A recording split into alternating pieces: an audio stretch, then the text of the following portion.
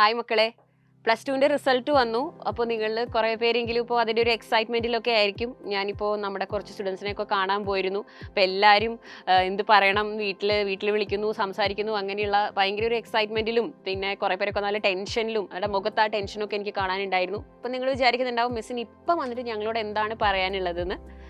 വേറെ ഒന്നല്ല, നമ്മുടെ +2ൻ്റെ മാർക്ക് ഇപ്പം നിങ്ങൾ കുറച്ച് പേരെങ്കിലും ഈ വർഷം കുറച്ചും കൂടി നല്ല റിസൾട്ട്സ് പ്രതീക്ഷിച്ചവരുണ്ടാകും. നമ്മുടെ വിജയ ശതമാനം ഈ വർഷം 78.69 ആണ്. അപ്പോൾ നിങ്ങളെല്ലാവരും പ്രതീക്ഷിച്ച അത്ര ഒരു റിസൾട്ട് വന്നിട്ടുണ്ടെന്ന് തോന്നില്ല. കുറേ പേരെങ്കിലും കുറച്ചും കൂടി ആളുകൾ ഫുൾ A+ ഒക്കെ പ്രതീക്ഷിച്ചിരുന്നു. കുറച്ച് പേരെ കുറച്ച് വിഷമത്തിലാണ്. അപ്പോൾ അതൊന്നും ഓർത്ത് നിങ്ങൾ വിഷമിക്കേണ്ട. പിന്നെ സൈലത്തിൻ്റെ റിസൾട്ടിനെ കുറിച്ച് പറയുകയാണെങ്കിൽ വളരെ നല്ല റിസൾട്ടാണ്. നമുക്ക് നല്ലൊരു നമ്പർ ഓഫ് സ്റ്റുഡൻസിന് ഫുൾ മാർക്സ് കിട്ടിയിട്ടുണ്ട്. 1200 കിട്ടിയവരുണ്ട്. കുറേ നമ്പർ ഓഫ് ഫുൾ A+ ഉണ്ട്. അപ്പോൾ അതൊരു നല്ല റിസൾട്ട് തന്നെയാണ്. എന്നാലും നമ്മൾ ഓവറോൾ നോക്കുമ്പോൾ കുറച്ച് പേരെങ്കിലും ഒരു ടെൻഷനിലായിരിക്കും. എനിക്ക് നിങ്ങളോട് ബേസിക് ആയിട്ട് പറയേണ്ട ഒരു കാര്യം, നിങ്ങൾക്ക് ഫുൾ A+ കിട്ടിയോ ഇല്ലയോ എന്നുള്ളതൊന്നും it's not going to matter at all. Okay, പേരൻസിനോടും എനിക്കിതാണ് പറയാനുള്ളത്.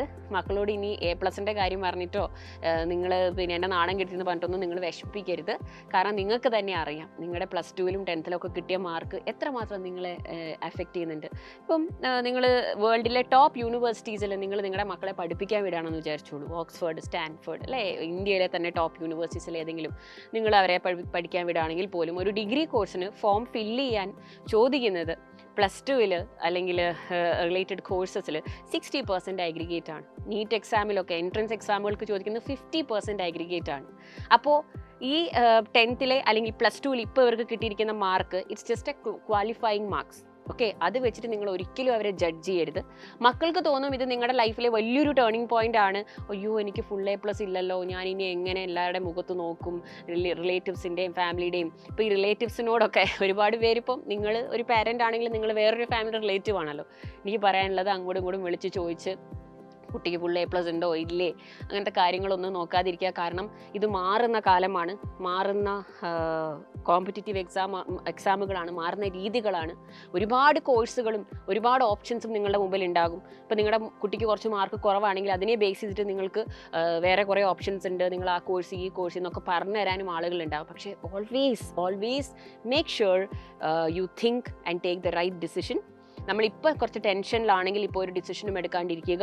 പിന്നെ എൻട്രൻസ് എക്സാമുകളെ കുറിച്ച് എനിക്ക് പറയാനുള്ളത്, ഇപ്പോൾ നിങ്ങൾക്ക് നീറ്റിലൊക്കെ നിങ്ങൾ വിചാരിക്കും +2ന് ഫുൾ A+ഉം നല്ല മാർക്കും ലൈക്ക് ഒരു അടിപൊളി മാർക്കൊക്കെ ഉള്ളവരെ ഇനി എൻട്രൻസിനൊക്കെ നോക്കിയിട്ട് കാര്യമുള്ളൂ.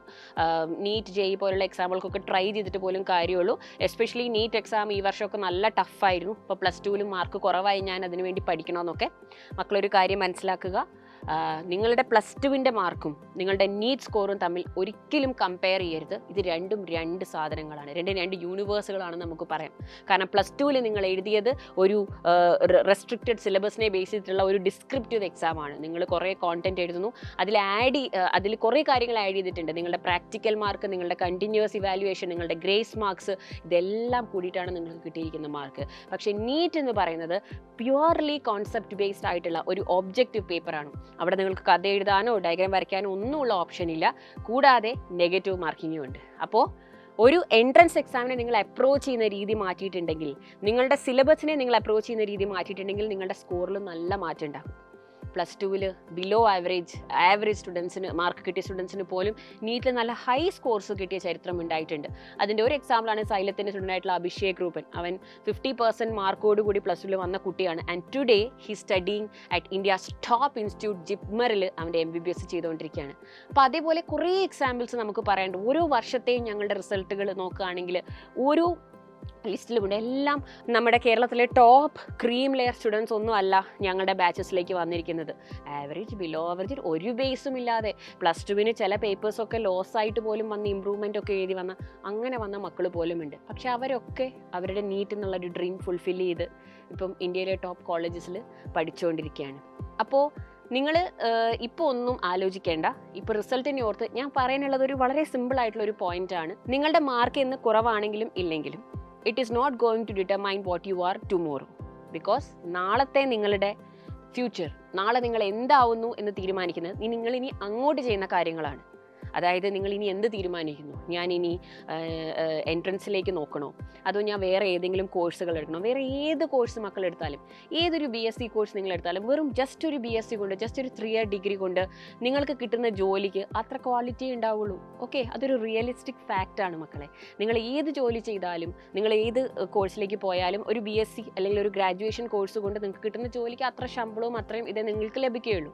വേറെ നിങ്ങൾ BSc ചെയ്തു, MSc ചെയ്തു, റിസർച്ച് ചെയ്തു, PhD ചെയ്തു, അങ്ങനെ പോവുകയാണെങ്കിൽ നിങ്ങൾക്ക് കിട്ടുന്ന ജോലികൾക്കും ചൂസ് ചെയ്യുന്ന കരിയേഴ്സിനും അതിൻ്റെതായ വാല്യൂ ഉണ്ടാവും.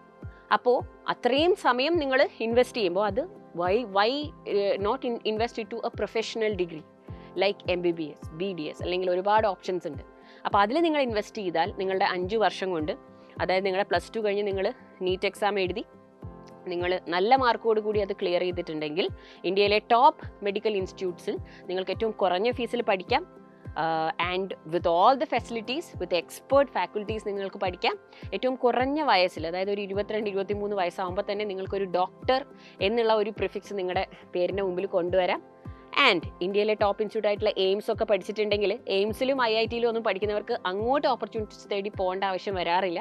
Opportunities, jobs come to them, because top ടാലൻറ്റിനെയാണ് എല്ലാ രാജ്യങ്ങൾക്കും എല്ലാ ഇൻസ്റ്റിറ്റ്യൂട്ട്സിനും വേണ്ടത്. ടോപ്പ് ടാലൻസിനെയാണ്. അപ്പോൾ ഇന്ത്യ ഒട്ടും പുറകിലല്ല ഇങ്ങനെയുള്ള ടോപ്പ് ടാലൻസിനെ പ്രൊഡ്യൂസ് ചെയ്യുന്നത്. അപ്പോൾ ഈ ഒരു കാര്യം ശ്രദ്ധിക്കുക. ഇപ്പോൾ +2-ൽ എനിക്ക് മാർക്ക് കുറഞ്ഞു എന്നോർത്ത് വിഷമിക്കരുത്. +2-ലെ മാർക്കും നിങ്ങളുടെ ഭാവിയും തമ്മിൽ ഒരുപാട് വ്യത്യാസമുണ്ട്. അതിനെ ഈ ഒരു A+-നെയോ B+-നെയോ C+-നെയോ ഇതിനെയോ ഒന്നും ബേസ് ചെയ്തിട്ട് നിങ്ങളുടെ ഫ്യൂച്ചർ നിങ്ങൾ ഡിസൈഡ് ചെയ്യരുത്. മക്കൾ, ടേക്ക് എ വൈസ് ഡിസിഷൻ. നിങ്ങൾക്ക് ഇനിയാണെങ്കിലും പഠിച്ച് സൈലത്തിലേക്ക് വരുന്ന ഓരോ മക്കളോടും എനിക്ക് ഉറച്ച വിശ്വാസത്തോടെ തന്നെ പറയാം, ഏറ്റവും ബേസ് ലെവലിൽ നിന്ന് നിങ്ങളെ പഠിപ്പിച്ച് നിങ്ങളുടെ നീറ്റ് എക്സാമിൽ വളരെ നല്ലൊരു സ്കോറിലേക്ക് എത്തിക്കാനുള്ള എല്ലാ ഫെസിലിറ്റീസും ഞങ്ങളിവിടെ സെറ്റ് ചെയ്യുന്നുണ്ട്. പിന്നെ ഇതൊരു ഗ്രൂപ്പ് എഫേർട്ടാണല്ലോ.